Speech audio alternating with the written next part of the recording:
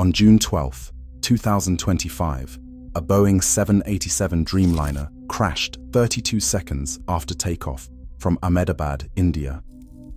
260 people died. 1 survived. The preliminary investigation found that both engine fuel control switches, protected by a metal bar requiring a deliberate two-step physical action to move, were switched from run to cutoff 3 seconds after liftoff. Both engines died within 1 second of each other. The cockpit voice recorder captured one pilot asking the other why he had done it. The other pilot said he hadn't. 9 months later, the final report has not been released. No one has been charged. No one has been cleared. This is one of the most disturbing unsolved questions in modern aviation, not because we don't know what happened. The black box tells us exactly what happened, but because the question of why those switches moved has no verified answer.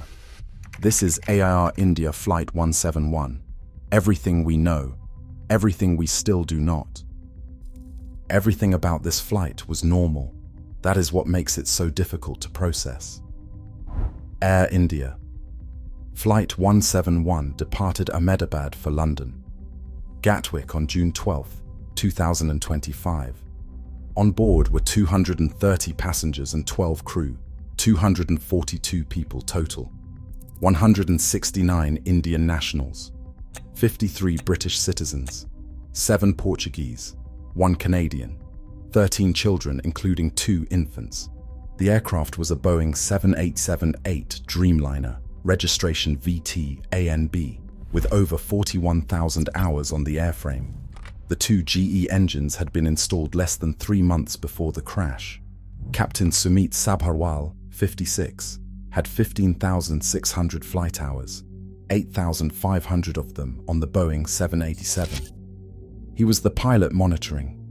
First Officer Clive Kunder, 32, was the pilot flying. Both had valid medicals. Both were rested. Pre-flight checks completed normally. Weight and balance within limits. Normal. Completely normal. Until 13:39. After a 62-second takeoff roll, the aircraft rotated at 155 knots and lifted off. 4 seconds of normal flight. Then, 3 seconds after liftoff, both fuel control switches moved from run to cutoff, 1 second apart. Both engines shut down simultaneously. The ram air turbine, an emergency power device, deployed automatically, confirming total engine failure. The aircraft issued a mayday call. No further communication was received. 32 seconds after liftoff, the aircraft struck the BJ Medical College hostel in Ahmedabad, 1.7 kilometers from the runway. The aircraft broke apart. Fire consumed everything immediately. 241 of the 242 people on board were killed. 19 people on the ground died. 67 were seriously injured. Total deaths, 260. It was the first fatal Boeing 787 accident since the type entered service in 2011. The deadliest aviation disaster in a decade. 1 person survived. We will come back to him. First, the question that has driven 9 months of investigation and still has no public answer. On the Boeing 787, the fuel control switches sit between the 2 pilots, behind the throttle levers, protected by a metal bar. Moving a switch from run to cutoff requires a deliberate 2-step physical action. You lift it up and over a detent, then push it down. Aviation experts confirmed to CNN this cannot be done accidentally. It is at least a 2-action process for each one. Both switches moved, 1 second apart. Both engines died. The pilots attempted to restore power, moved the switches back to run. 1 engine began to recover. It was too late. The cockpit voice recorder captured what happened next. 1 pilot asked the other why he had cut the fuel. The other said he had not. In November 2025, the Wall Street Journal reported, citing sources familiar with the US assessment, that American investigators believed the evidence pointed toward Captain Sabharwal having moved the switches. As the pilot monitoring, he had a freer hand. First Officer Kunder, as pilot flying, was occupied with the climb out. This is unconfirmed.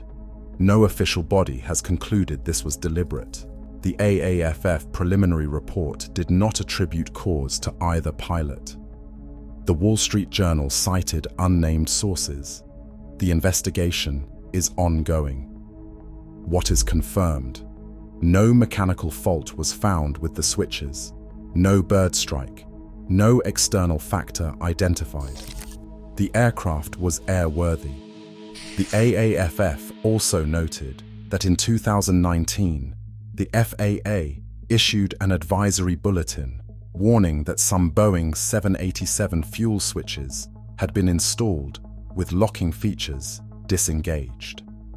Air India had not performed the optional inspections it recommended. Whether this was relevant to this crash is unknown. One person walked out of Air India Flight 171. Vishwas Kumar Ramesh, 40 years old, British citizen, living in London with his wife and son. He was flying home with his brother Ajay, sitting a few rows behind him. Seat 11A, emergency exit row. When the aircraft struck the hostel, the fuselage section around his seat detached and came to rest on the ground floor. The emergency exit door broke open. He pushed through it. Video showed him walking away from burning wreckage. Blood on his shirt, burns on his hand, clutching his phone. From his hospital bed the next morning, he said, "Everything happened in front of my eyes. I thought I would die.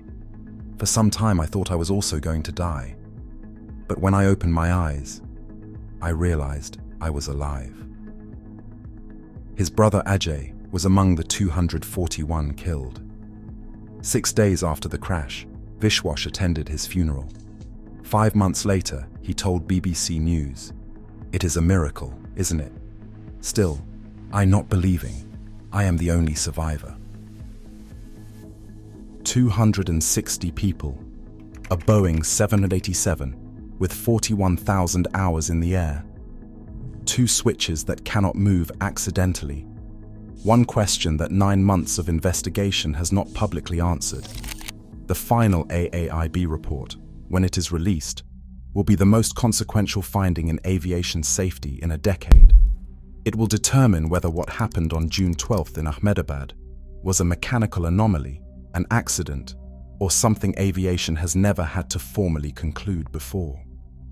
Nobody knows what it is going to say. When it drops, Inside Aviation will cover every word. Subscribe now so you do not miss it.